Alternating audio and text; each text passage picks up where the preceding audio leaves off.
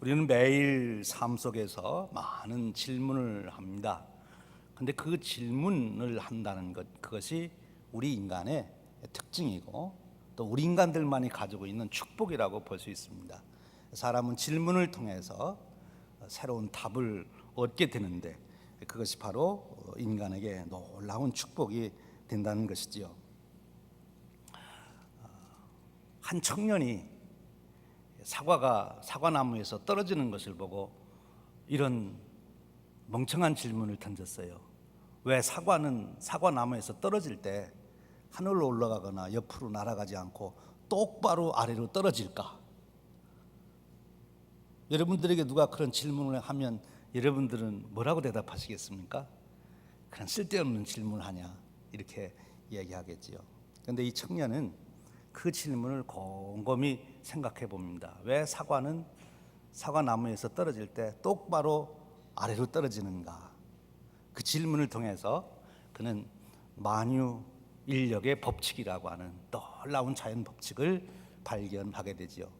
그래서 그는 세계 역사상 가장 위대한 과학자가 된 것입니다. 아이작 뉴턴의 이야기지 않습니까?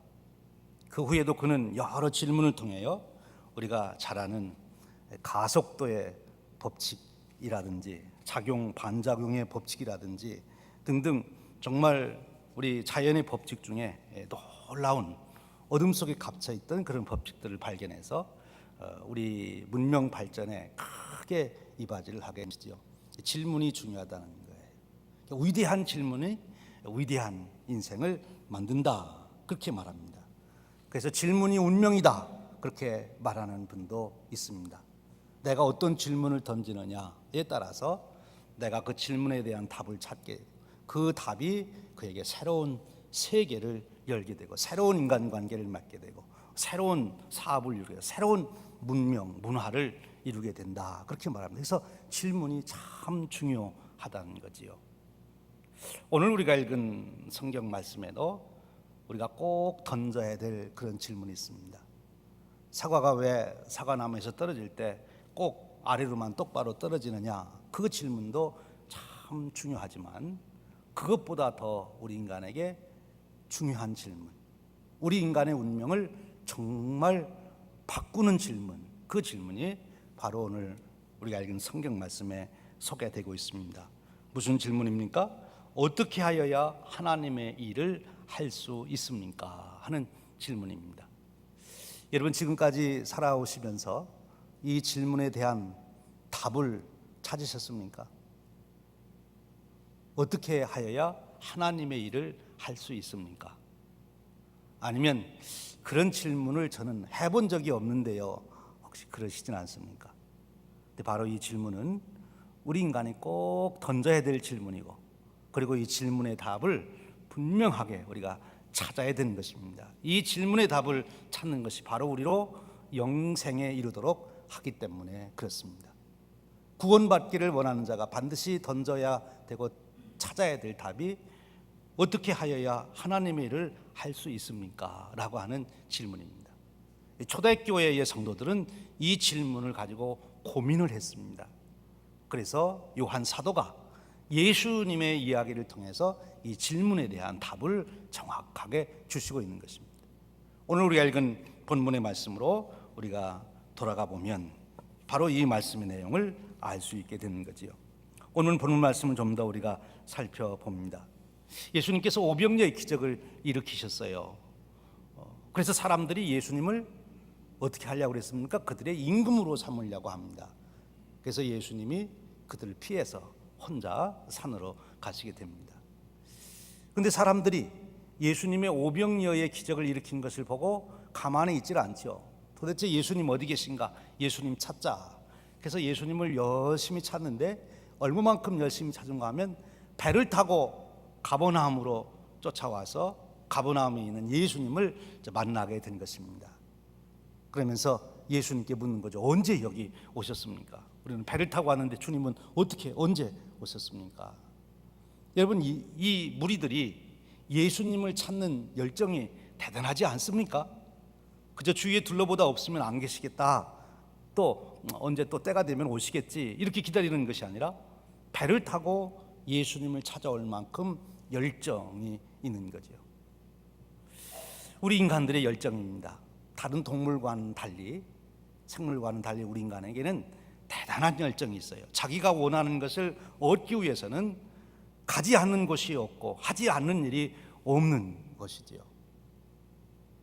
이것을 좀 더 차원을 달리해서 말하면 우리 인간들은 종교를 가지고 있어요. 여러분, 각 종교에 나타나는 구도자들의 삶을 보십시오.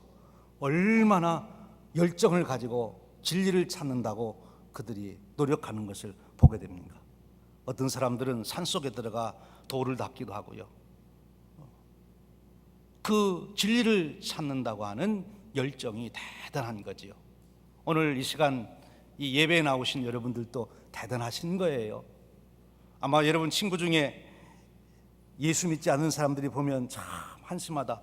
이 주일날 아침 이 편안하고 좋은 시간에 왜 그렇게 교회에 늘 배여서 교회 가느라고 그러느냐. 여러분 열정이 대단하잖아요. 예수님을 찾아온 무리들의 열정이 대단했어요. 그렇지요. 우리 인생을 살아가며 열정이 참 중요합니다.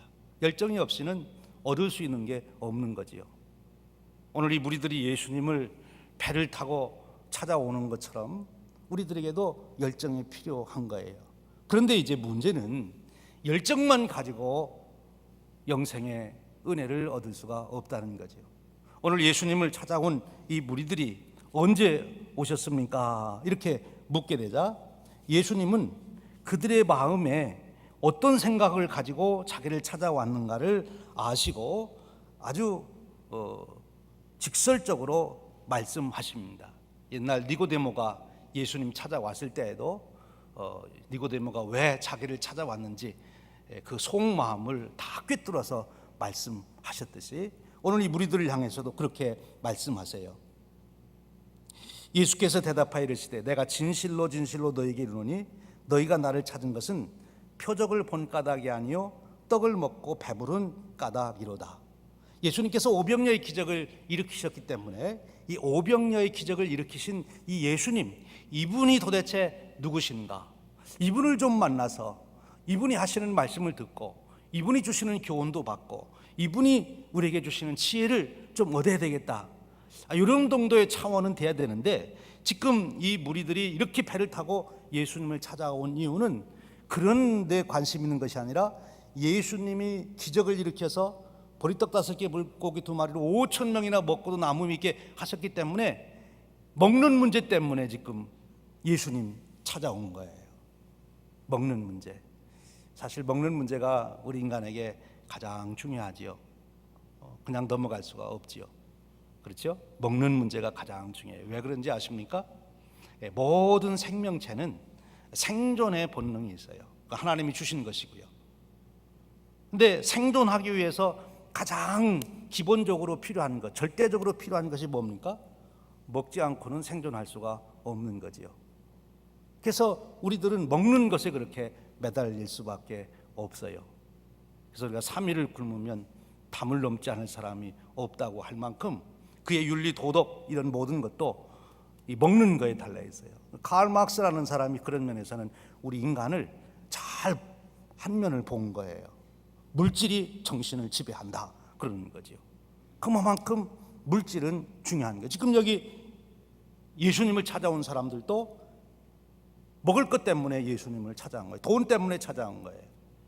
사실 요즘 우리의 삶에서도 보면 우리가 가장 끈질기게 찾아가는 모든 노력을 기울이는 게 무엇입니까? 돈 벌기 위해서 그런 거지.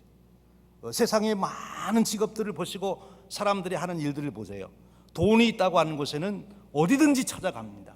땅속에도 찾아가고 바닷속에도 찾아가고 산속에도 찾아가고 돈만 있다고 하면 전쟁 속에도 찾아가고 돈만 된다면 찾아가죠. 왜? 바로 그 물질이 우리의 생명을 지켜준다 생각하기 때문에 그런 거예요. 그 예수님이 지금 말씀하신 겁니다. 너희들의 그 생각이 잘못된 것이다. 너희들이 지금 나를 찾아온 것이 표적을 본 것이 아니라 먹고 배부르기 때문에 찾아왔는데 너희들의 그 기본 관점이 잘못되었다. 그러시면서 예수님께서 그들이 알아듣는지 못 알아들을지 모르지만 아주 놀라운 말씀을 하십니다. 이 말씀이 참으로 귀한 것이죠. 27절에 이렇게 말씀하세요. 썩을 양식으로 위하여 일하지 말고 영생하도록 있는 양식을 위하여 하라. 이 양식은 인자가 너희에게 주리니 인자는 아버지 하나님께서 인치신 자니라. 이렇게 말씀합니다. 썩을 양식과 영생하도록 있는 양식으로 주님은 양식을 나누고 있어요. 그런데 지금 이 예수님을 찾아온 사람들은 썩을 양식을 찾아서 이렇게 열심으로 찾아왔다는 거죠. 그런데 썩을 양식을 찾지 말고, 그것을 위하여 그렇게 노력하지 말고 영생하도록 있는 양식을 위해서 너희들이 힘써라. 그렇게 말씀하고 있는 것입니다. 우리가 쉽게 알 수 있듯이 이 썩을 양식은 물질적인 양식을 말하는 거지요. 그럼 영생하도록 있는 양식은 무엇입니까? 이 말씀을 우리가 생각하기 전에 여기에 아주 놀라운 개념, 단어, 우리가 꼭 받아야 될 축복을 포함하고 있는 이 단어가 주님으로부터 소개되는데 뭡니까? 영생이라고 하는 말이에요. 영생.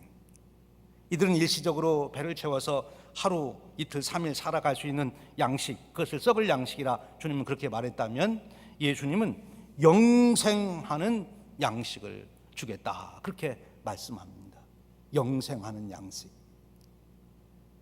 모든 생명체의 생존의 본능이 있어서 양식을 필요로 한다고 합니다만 영생이라는 것도 그 측면에서도 볼 수 있는 거지요. 우리가 생존을 하되 10년, 20년, 100년을 생존하는 것이 아니라 영원토록 존재할 수 있는 것, 그것이 영생입니다. 그런데 주님이 말씀하시는 영생은 단순히 우리의 생명이 오래오래 끊어지지 않고 이어간다는 그런 말씀만 하시는 것이 아니라 예수님이 말씀하시는 영생 안에는 또한 차원이 다른 것을 말씀하고 있는 것이지요. 오늘 우리가 살아가되 이렇게 존재하고 있되 단순히 육체의 생명만 존재하고 있는 것이 아니라 우리의 삶이, 우리의 존재 가치가 영원한 가치가 있는 그런 삶을 살 수 있는 축복을 말씀합니다. 그것을 가리켜서 영생이라 그렇게 말씀하는 거예요. 잠시 육체적인 생명만 연장하는 것이 아니라 우리 존재 자체가 영원토록 존재할 뿐만 아니라 우리가 존재하는 그 삶이 영원한 가치가 있는 그런 삶을 지금 영생이라 그렇게 말씀해 주시고 있습니다. 예수님을 찾아온 무리들은 이 말씀을 들으며 그렇구나 깜짝 놀랐습니다. 그리고 그들이 이미 배워온 교육이 있기 때문에, 그들이 배워온 교육이 뭐예요? 율법의 교육을 배웠죠. 유대교의 영향을 받아왔잖아요. 그래서 그들이 얼른 예수님의 말씀을 자기들 나름대로 또 해석을 합니다. 어떻게 해석을 합니까? 우리가 어떻게 하여야 하나님의 일을 하오리까?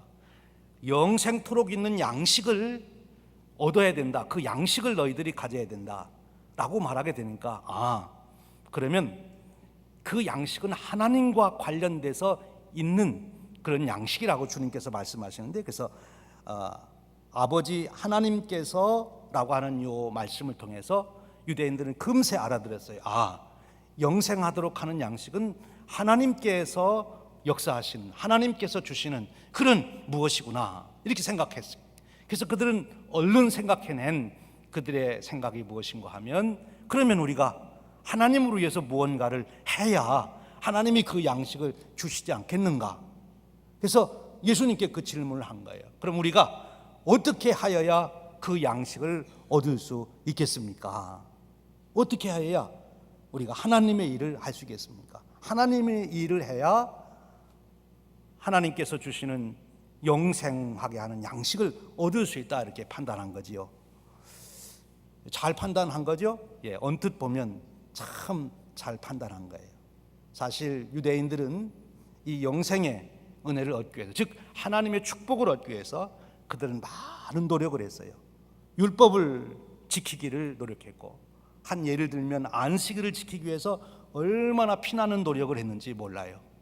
안식일의 규정을 아주 세세하게 정해서 안식일에 지팡이를 갖고 갈 때는 끌고 가야지, 이렇게 들었다 놨다 가면 그건 일하는 것이니까 안 된다. 강아지를 끌고 갈 때에도 이 길이를 얼만큼 잡고 가야 되나, 뭐 그런 것도 연구하고 어떻게 해서라도 안식일을 잘 지키려고 노력한 거예요. 그들의 마음은 참 가상하지만 근데 그들이 잘못된 방법을 가고 있는 거지요. 그런 일을 통해서 하나님이 주시는 영생의 양식을 얻을 수가 없다는 것입니다. 오늘 주님은 이제 말씀하십니다. 그 영생하도록 있는 양식은 인자가 준다. 내가 너희들에게 줄 수 있는 것이다. 나는 하나님이 인친자이다. 하나님이 나를 이 땅에 보내서 너희들에게 영생하도록 하는 양식을 주도록 나를 보냈기 때문에 내가 너희들에게 영생하는 양식을 줄 수 있는 것이다 라고 말씀하고 있는 거예요. 여기에 놀라운 진리가 담겨 있습니다. 여기에 세상의 모든 종교와 우리 기독교, 우리 구원의 종교, 우리 하나님을 믿는, 우리 예수님을 믿는 우리가 다른, 근본적으로 다른 진리가 여기에 있는 거죠. 세상의 모든 종교는 사람이 노력해서 무언가를 이루어서 성취해서 그래서 구원받는다고 가르칩니다. 그리고 그 길을 따라갑니다. 그래서 도를 닦게 되고 선을 베풀게 되고 자비를 베풀게 되고 많은 공을 쌓아야 우리가 그 공으로 내가 천국에 갈 수 있다, 영생 얻을 수 있다. 그것이 세상 모든 종교가 가르치는 내용이에요. 그런데 오늘 주님은 이 영생을 얻는 이 축복은 우리가 어떤 일을 해서 영생을 얻는 것이 아니다. 사람이 무슨 일을 해서 영생을 얻는 것이 아니고 영생은 하나님이 주는 것이다.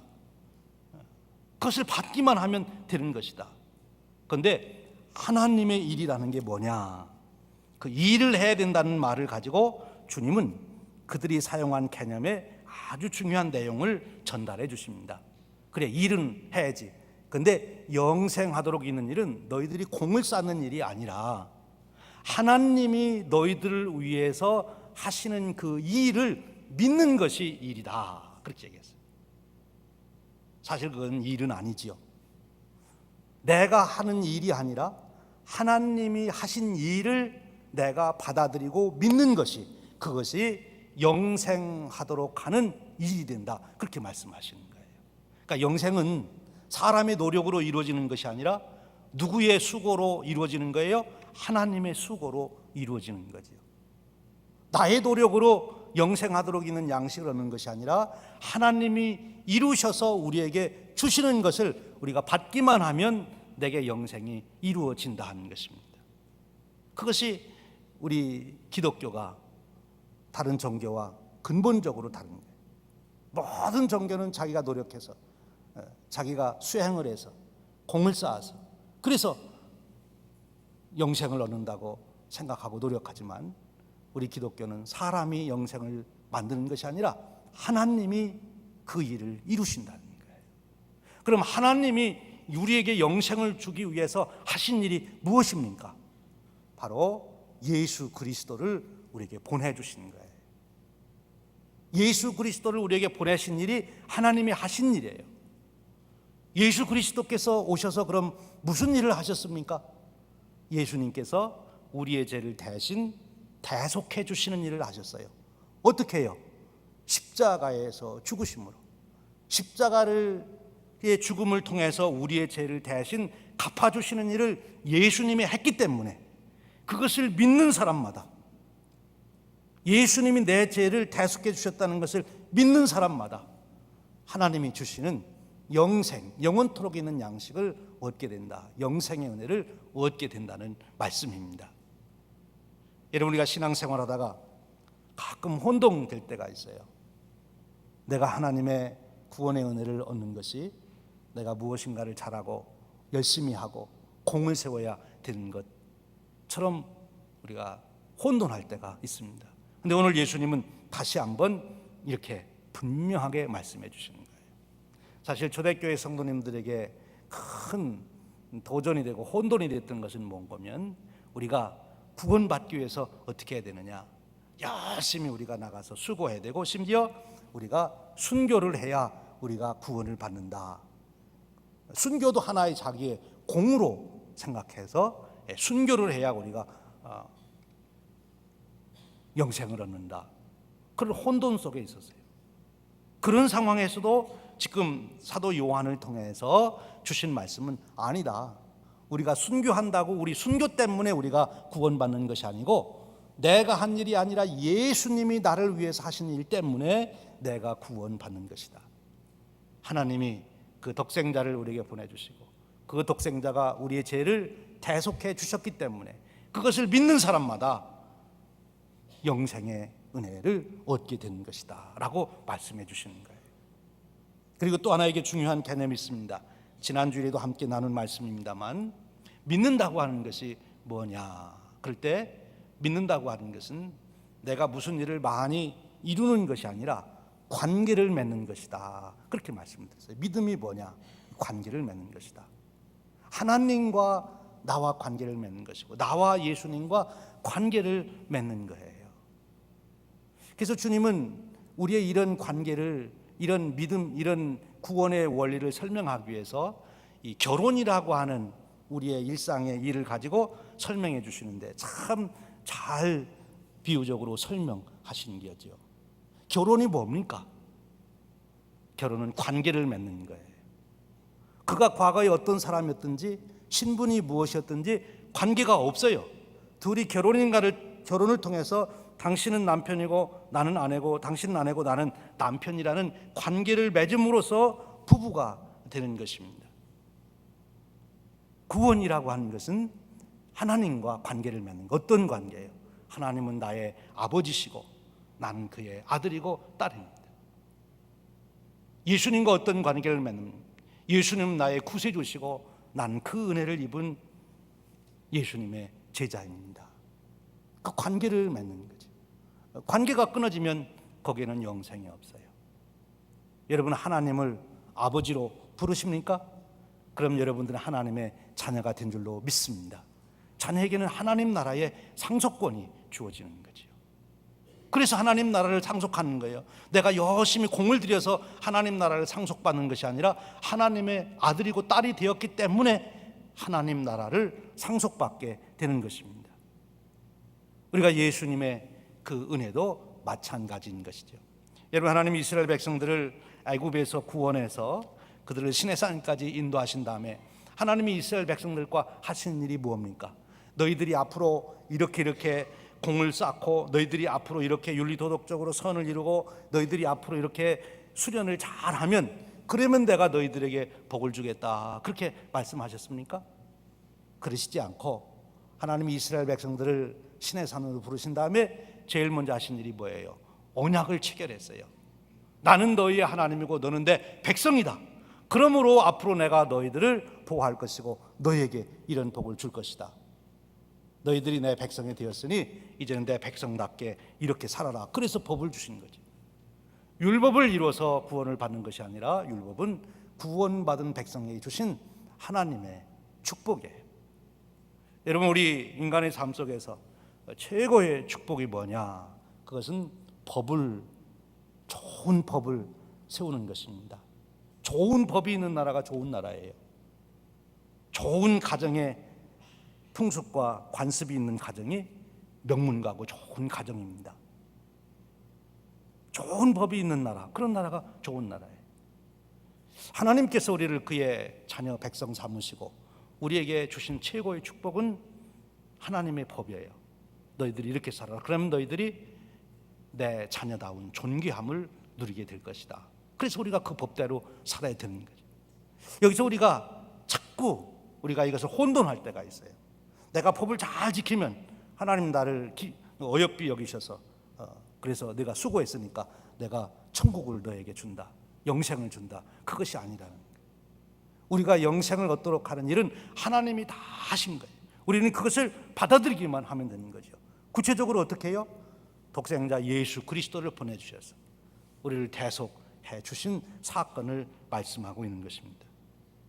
그래서 오늘 예수님께서 그 무리들에게 말씀하시는 거예요.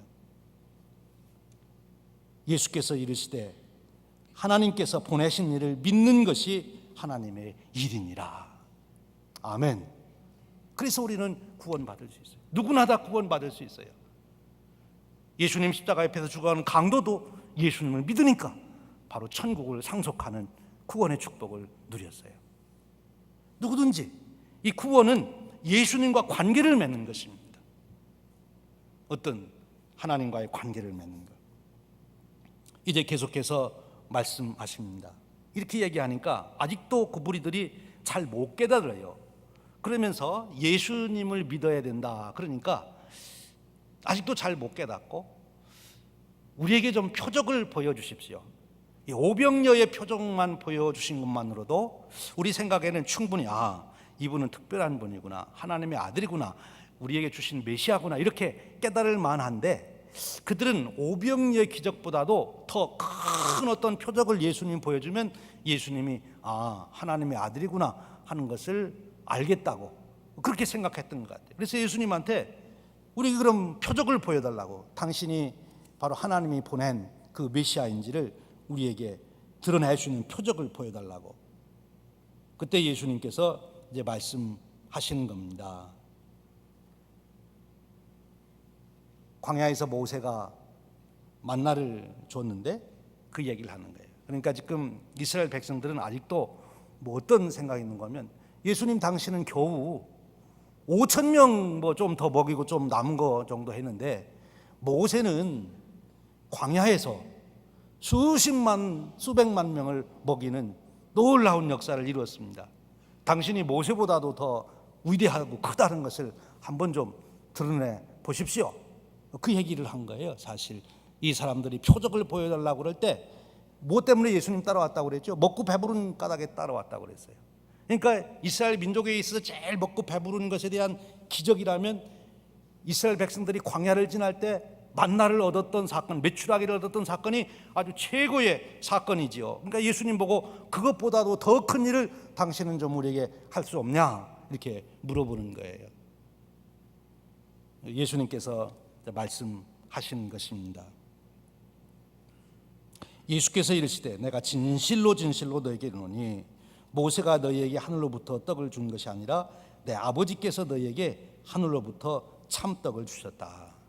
모세가 준 떡은 영생할 양식이 아니고 하루 이틀 먹고서 다 없어지는 양식이지만, 이제 하나님이 나를 너희들에게 생명의 떡으로 주셨다. 그래서 나를 먹으면 너희들이 영생을 얻는 것이다. 예수님이요, 십자가를 앞에 놓고 여러 가지를 할 수 있는데 왜 제자들을 모아놓고 식사를 하셨을까? 이 생각을 한번 해보셨습니까? 오늘 여기 예수님이 자신을 가리켜서 나는 생명의 떡이다 이렇게 말씀하시고, 그 만찬, 최후의 만찬을 통해서 제자들에게도 내 몸을 너에게 준다, 내 피를 너에게 준다, 마셔라 이렇게 말씀하시면서, 그러면서 내가 바로 너희들에게 영생의 근원이라고 말씀하신 그것을 연결시킬 수 있으면 좋겠어요. 요한복음 우리가 빨리 읽어가면 그렇게 연결이 돼요. 예수님이 생명의 떡이시라는 거예요, 본인 자신이. 이제 계속해서 말씀해 주십니다. 하나님의 떡은 하늘에서 내려 세상에 생명을 주는 것이니라. 그들이 이르되 주여 이 떡을 항상 우리에게 주소서. 아직도 이들은 계속해서 모세를 통해서 주었던 만나를 생각하고 오병이어의 기적을 통해서 배불렀던 그 생각을 하고 있는 거지요. 그래서 예수님이 또 다시 말씀하세요. 예수께서 이르시되 나는 생명의 떡이니 내게 오는 자는 결코 줄이지 아니할 터이요 나를 믿는 자는 영원히 목마르지 아니하리라. 이 말씀을 통해서 예수님과 관계를 배로 맺은 사람, 하나님과 관계를 배로 맺은 사람은 그의 존재가 영원히 계속되는 영생의 축복만이 아니라 삶 속에서도 부족함이 없는, 인생의 갈증을 느끼지 않는 영원한 자기의 존재의 의미가 무엇인지를 깨닫고 오늘도 자기가 하는 일에 어떤 가치가 있는지를 알고 살아가는 그런 만족한 인생의 축복을 누리게 된다 하는 것을 말씀해 주시는 것입니다. 사랑하는 여러분, 예수님을 통해서 하나님이 우리에게 주신 영생의 축복, 그것이 여러분들에게 매일같이 경험되시기를 주님의 이름으로 축원드립니다. 예수님하고 살아가는 그런 재미가 있어야지요. 하나님과 동행하는 그런 재미가 있으셔야지요. 결혼을 했는데 서로 떨어져서 10년에 한 번씩 만난다면 그게 무슨 결혼의 재미가 있겠습니까? 예수님을 여러분들이 구주로 영접하셨다면 예수님을 통하여 여러분의 삶이 매일같이 새롭게 인도되고 교정되고 성숙되는 안내를 받으시는 축복이 있으시길 축원합니다.